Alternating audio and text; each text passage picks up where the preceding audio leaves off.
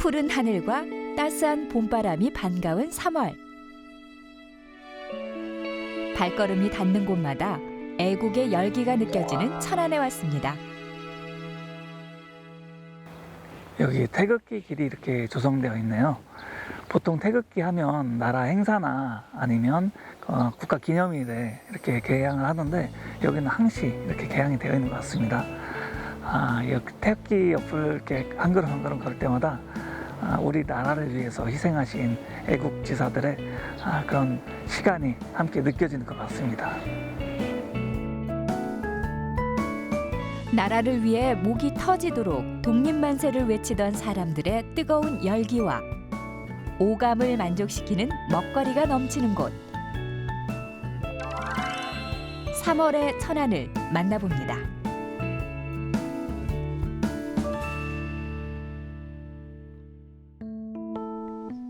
나라의 독립을 위해 남녀노소 할 것 없이 독립만세를 외쳤던 1919년. 100년이 넘는 시간이 흘렀지만 천안 곳곳에선 아직도 만세를 외치는 소리가 들리는 듯합니다. 이 지금 돌담길 위에 기와가 얹어져 있는데 태극마크가 이렇게 그려져 있네요. 여기는 지금 유관순 열사 생가로 가는 길인데요. 그래서 그런지 이렇게 남다른 그림들도 그려져 있고 가는 길이 다르네요. 유관순 열사가 이곳에서 어린 시절을 보냈을 건데 그때 뛰어놀았을 거라는 그런 생각을 하니까 좀 느낌이 다릅니다. 골목길을 빠져나오자 한 초가집이 눈에 띕니다. 이곳이 바로 유관순 열사가 나고 자란 생가인데요. 빈터로 남아있던 곳을 1991년 복원해놨죠. 여기는 항상 문이 열려 있어서 언제든지 와볼 수 있는 그런 곳입니다. 그래서 지금 들어오시면 여기 유관순 열사가 그 3.1운동, 3.1 만세운동을 하기 전에 태극기를 그렸던 그 모습이 재현이 되어 있어요. 그래서 그 당시에 18살이었을 텐데 어떤 마음으로 이 태극기를 그렸을까 그런 생각이 드네요. 그래서 항상 저는 느끼는 게 꼭 이런 데 와야만 애국심을 생각하는 그런 마음이 생기는 것 같아서 좀 한없이 부끄러워집니다.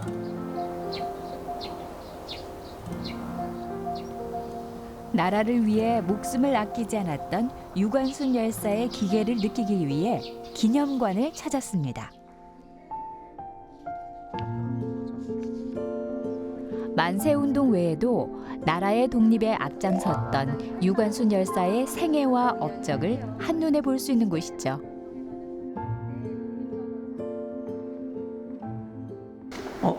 태극기가 여기는 색깔도 다르고 다양한 게 있네요. 네, 지금 우리가 알고 있는 태극기와는 조금 다른 모습의 태극기들을 보실 수가 있으세요. 일제강점기에는 태극기를 본 사람들이 많지가 않았습니다. 그러다 보니까 그 당시 만들어졌던 태극기들은 조금씩 모양이 다르고요. 유관순 열사도 태극기에 관련한 에피소드가 있었어요. 3.1운동이 있기 며칠 전날 밤에 친구와 함께 유학당에서 태극기를 그렸는데 그 태극기를 그릴 때 태극은 밥공기를 엎어서 그리고 그 괴는 모양을 잘 알지 못하다 보니까 흉내만 냈었다 하는 기록이 있습니다. 근데 유관순 열사가 그때 당시에 17살, 18살이잖아요. 네, 맞습니다. 근데 그렇게 어린 나이에 이 만세운동을 주도했다는 게 저는 잘 믿기지가 않거든요. 유관순 열사가 아온의 만세운동을 주도했다는 기록은 이 유관순 열사의 2심 판결문을 보면은 자세히 확인을 하실 수가 있습니다. 유관순 열사는 징역 3년을 선고받습니다.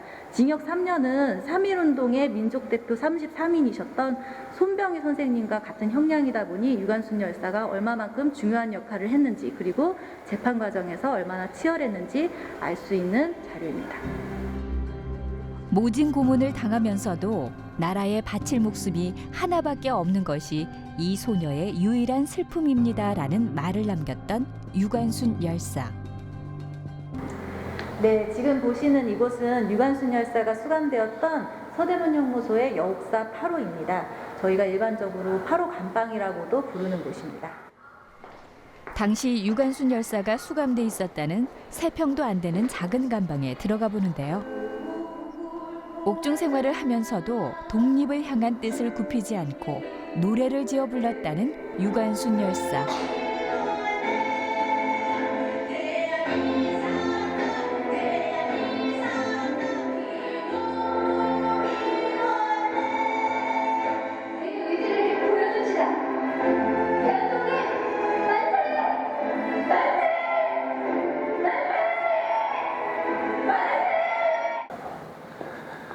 와, 이 감옥 안에서도 이렇게 만세 운동을 했다는 게 정말 믿겨지지가 않네요. 조국의 자유와 독립을 위해서 생애 마지막 순간까지도 만세를 외치셨습니다. 결국은 1920년 9월 28일에 꽃다운 나이에 서대문 형무소에서 생을 마감하셨지만 지금도 국민들의 가슴 속에는 유관순 열사가 항상 자리하고 있다고 생각합니다. 지금도 살아 계신 거네요. 네, 맞습니다. 천안에 오면 꼭 들러야 하는 곳이 있어 또다시 발걸음을 옮겨봅니다. 병천면에 들어서자 거리를 따라 늘어선 간판들이 눈에 띄는데요.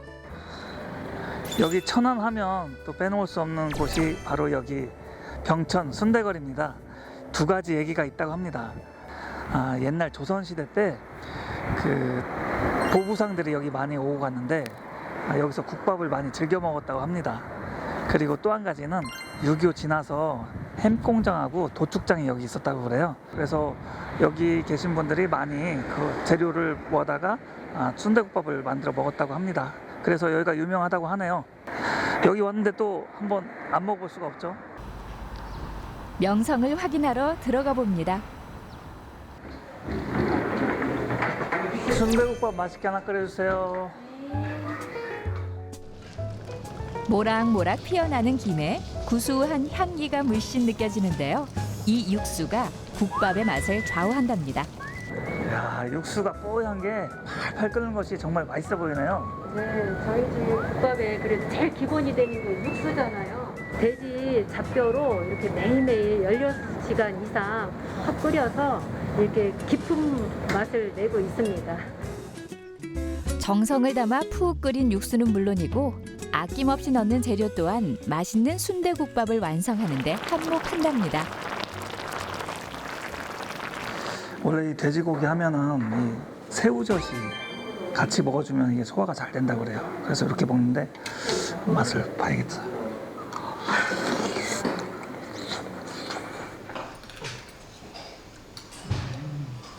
좀 뜨거운데 진짜 맛있어요.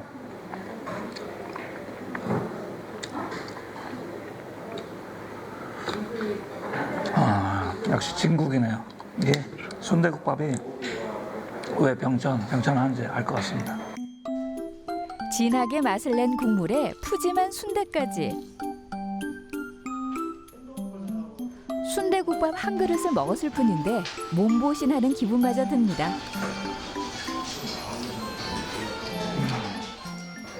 정말 깨끗이 먹었어요. 진짜 맛있게 먹었는데요. 이 순대국밥은 남녀노소 누구나 정말 즐길 수 있는 음식인 것 같아요. 이렇게 배부르게 든든하게 먹었더니 이제 또 한 바퀴 돌아볼 그런 힘이 생겼습니다. 이제 다른 데 한번 가봐야죠.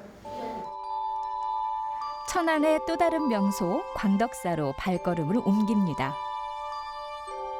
광덕사는 신라시대에 지어진 1500년 된 고찰로 임진왜란 때까지만 해도 충청도에서 가장 큰 사찰이었답니다. 여기는 천안 광덕산에 있는 광덕사입니다. 천안의 12경 중에 하나로서 아름다운 절경을 가지고 있는데요. 보시다시피 이게 산자락이 주변을 둘러싸고 있습니다. 도심을 걷다가 이렇게 산에 와서 아름다운 모습을 보니까 기분이 매우 좋아집니다. 오랜 역사를 간직한 곳인 만큼 사찰 곳곳엔 문화재로 지정된 것들이 참 많은데요. 지금 보고 있는 이 3층 석탑도 그중 하나죠. 이 3층 석탑이 문화재인가 봐요? 네, 이 천안의 광덕사가 아주 유명한 절이죠. 근데 여기에 있는 모든 저기들이 다 문화재로 등록이 돼 있습니다. 그렇군요. 네, 여기는 자주 오세요? 네 가끔 들립니다. 저는 천안이 집 고향이라서 여기 운동 삼아 자주 들리는 편이죠. 이 광덕사에 호두나무가 굉장히 오래되고 유명한 게 있다고 들었어요. 근데 이 주변에 호두나무가 많이 있습니다. 그 가장 큰 호두나무를 하나 보여드릴까요? 좋죠. 오늘 이 광덕사를 찾은 이유는 다름 아닌 이 호두나무 때문인데요. 높이 20m, 둘레 4m에 달하는 이 커다란 호두나무는 천연기념물로 지정돼 있을 만큼 귀한 나무랍니다. 이야, 진짜 크네요. 선생님 말씀하신 나무가 이 호두나무죠? 네네, 이게 대한민국에서 가장 오랜 호두나무인데요. 이게 고려시대 그 유청선이라는 분이 여기 그 중국에서 가지고 와서 심어놓은 그 나무입니다. 이게 가장 오래된 나무고, 이 나무로부터 유래된 게 천안의 호두과자가 여기서부터 유래된 거죠. 이야, 호두과자가 생겨난 그 나무네요, 이게. 네네네. 또 하나 말씀드릴 게 있는데요. 호두로 만든 유명한 게 또 하나 있어요. 한번 위로 올라가 보시죠. 굳게 뿌리 내리고 자란 호두나무 덕분에 천안은 오늘날 호두 생산지로 이름을 알렸는데요. 이곳도 호두하면 알아주는 곳이랍니다. 이야, 여기 또 산세 경치가 끝내주는군요. 여기 사람이 계시네. 한번 가서 물어봐야겠다. 닭들이 먼저 반겨주는 이곳의 정체가 점점 더 궁금해집니다. 오, 먹이 주고 계시나 봐요? 예, 맞습니다. 제가 밑에서 듣기로 네. 호두로 뭔가 하고 있다고 들었는데 네. 이렇게 애들한테 먹이를 주고 계셨군요. 네, 물론 여기 공작, 백공작하고 청개 닭이 있는데 5년 전부터 제가 부화해서 키워놓은 건데 이제 부스레기라든지 호두 부스레기 이런 거를 먹이로 같이 쌀가루하고 이렇게 주고 있습니다. 사실은 호두로 만드는 건 저 위쪽에 가야 진짜로 볼 수 있습니다. 아, 진짜 따로 있었군요. 그럼요. 얼른 가서 한번 보고 싶은데. 네, 그렇게 하죠. 광덕산 자락을 따라 흐르는 시원한 물줄기가 반겨주는 곳. 이곳에 호두와 관련된 진짜 비밀이 숨겨져 있답니다. 아니, 이게 다 뭐예요? 이게 제가 40년에 걸쳐 가지고 우리 문헌 속에 보면 우리 시 한 600여 정도 되는데 1400년대 산가유록서부터 고사찰류라든지 이런 문헌 속에 있는 그 레시피 그대로 제가 복원을 다 한 겁니다. 옛 문헌 속 비법을 참고해 직접 복원했다는 170여 종의 전통주. 그 속엔 40여 년에 걸친 명인의 노고가 담겨 있습니다. 한 우리 술이 한 600여 정도 되는데 그중에서 한 170종류를 제가 복원했다고 보면 됩니다. 와, 그럼 이게 170종 정도 되는 거예요? 그렇죠. 지금 보니까 색깔도 막 다 다르고 그래서 굉장히 보기가 예뻐요. 네. 예뻐 보이는데 이 맛도 다 다르겠네요? 당연하죠. 쌀량과 물량과 누룩이 어떤 누룩을 빚느냐에 따라서 색상도 달라지고 맛도 다 달라지고 그런 겁니다. 아니, 근데 이 수많은 술 중에 호두로 빚은 술은 어떤 거죠? 여기에 호두로 빚은 도술비주가 있는데 한번 찾아보시죠. 가만히 있어봐. 어디 있을까? 호두로 빚은 호두로 빚은 여기 있네. 호두로 빚은 도솔비주. 이거 맞죠? 네, 맞습니다. 이야, 역시 이렇게 멋있게 안주가 딱 차려서 있네요. 그러면 광덕산의 호두가 우리나라 10회지예요. 그래서 호두로 빚은 도술비주로 이렇게 생각하시면 되고, 이 도술은 천안의 옛제명을 말하는 거고, 비자는 비장비자를 쓰고 술두자를 써서 도술비주는 천안을 대표하는 술이라고 볼 수 있습니다. 우리나라 전통주 비법을 이용해 천안을 대표하는 술을 만들고 싶었다는 김근웅 명인. 오랜 연구 끝에 호두를 넣어 만든 도솔비주를 개발하게 되었죠. 이렇게 호두가 많이 들어가야 되는 이유가 있나요? 호두 약성에 보면은 심혈관 질환이라든지 여러 가지 그 특성이 있습니다. 그것을 최대한 살리기 위해서 쌀량의 한 20% 정도를 저희들이 호두를 넣고 있습니다. 피부 건강과 항암 효과도 좋다는 호두. 호두를 삶아 우려낸 물도 그냥 버릴 수가 없습니다. 맵쌀 가루를 넣어 밑술을 만드는 데 사용하죠. 이거는 지금 밑술을 만드는 과정이고요. 이게 지금 죽처럼 되려면 이렇게 많이 좀 저어줘야 되거든요. 그래서 이걸 한번 해보시겠어요? 예. 시간이 지날수록 되직해져서 그런지 쉽지만은 않네요. 아이고 힘들어. 밑에 눌러붙지 않게 빡빡 하셔야 돼요. 안 그러면 밑에 다 눌러붙어요. 이게 술 빚는 게 쉽지가 않습니다. 그러네요. 아이고 네. 이게 정성이 들어가야 됩니다. 아, 뭐든지. 그럼요. 일주일간 발효시켜 놓은 밑술과 25도로 식힌 고두밥을 함께 섞어주는데요. 이렇게 일일이 손으로 밥알을 떨어뜨려 줘야 밑술이 잘 스며들어 더 탱글탱글해진다네요. 잘 섞어준 밥알들은 이제 마지막 숙성을 위해 항아리 속으로 들어갑니다.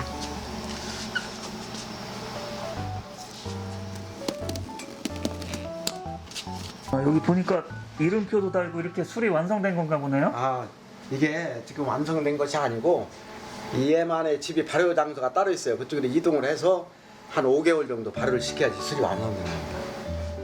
완성된 술은 발효를 위해 연구소 바로 뒤에 마련된 발효 저장소로 이동하는데요. 저온 발효를 위해 직접 토구를 만들어 발효 중이랍니다. 사람이 할 일은 끝! 이제 시간의 손에 맡겨봅니다.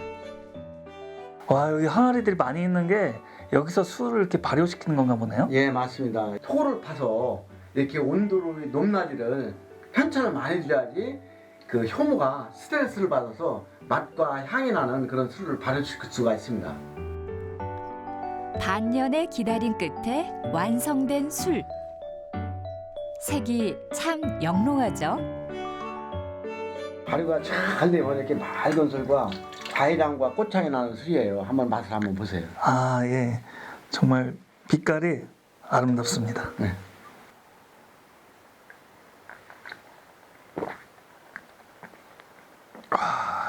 방금 항아리에서 체조한 맛은 어떠세요?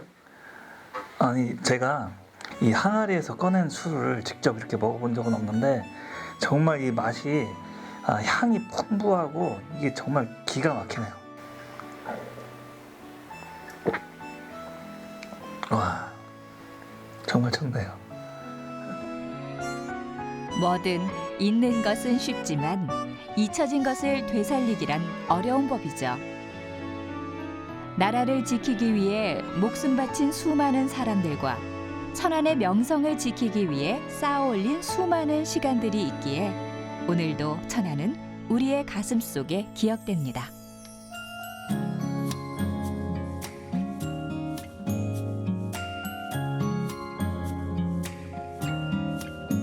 살랑 불어오는 바람이 좋아 활짝 미소 짓는 너도 좋은 걸 봄이 지나는 길을 따라서